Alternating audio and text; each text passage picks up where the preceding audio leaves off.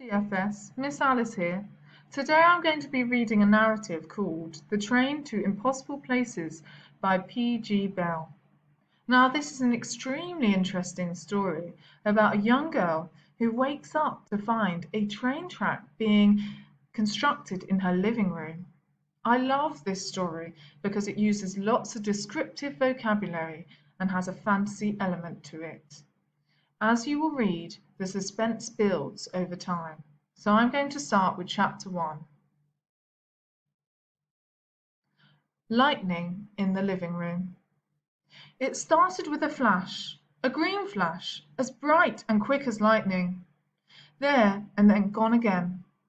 It happened so quickly that Susie wasn't sure if she had seen anything at all, although she raised her head from her homework and looked out about. "What was that?" she asked. "What was what, darling?" said her mother from the sofa, where she and Susie's father were both sprawled in a heap, still in their work clothes. Susie frowned. "Did you see that, Dad?" "See what, sweetheart?" Her father was hunched over his tablet, reading the news and muttering to himself about the state of the government. "That green flash. Didn't either of you see it?" Said her mother, shaking her braids loose whilst trying to stifle an enormous yawn. Her father looked around the room in bleary-eyed confusion. "I didn't notice anything." Susie pressed her lips together. Perhaps it had been the TV. She peered over her mother's shoulder at the screen, but she was watching another costume drama. Men with tall hats riding on horses in the countryside. No green flashes there. "You've been overdoing the homework again," said her father, scratching at his unruly mop of ginger hair. "Give your eyes a rest and come and sit with us for a bit." "I'm almost finished," Susie said, and turned her back to her workbook. It was physics homework, and Susie was good at physics. Actually, she was good at maths, but she preferred physics because it made the maths useful. It turned the numbers into real things that moved and made a difference. She couldn't understand why anyone would want to do plain old maths all by itself. Solving equations was fun for a while, but all you ever ended up with was more numbers. And what were you supposed to do with them then? No, maths was just another way of filling up pieces of paper. Physics was where the action was. The trouble was, she was starting to feel like liking physics so much made her a bit unusual, which wasn't a feeling she liked much. None of her friends shared her enthusiasm, and they had started to sneak little sideways glances at her in class, whenever she gave the right answer or got her experiments to work properly.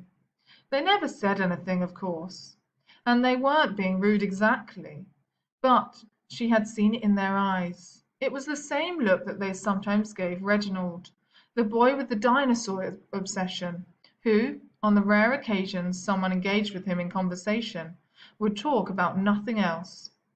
It was a look that mixed pity with suspicion, as though they were the victim of some terrible affliction, and that they were afraid it might be catching. The thought made her pause, and lift her pen from the paper. The homework was pretty simple. Mr. Marchwood, her teacher, had set 10 questions on Newton's laws of motion. Susie had actually finished them an hour ago, but her imagination had been sparked, and she carried on, testing herself to see how she could put the knowledge to use.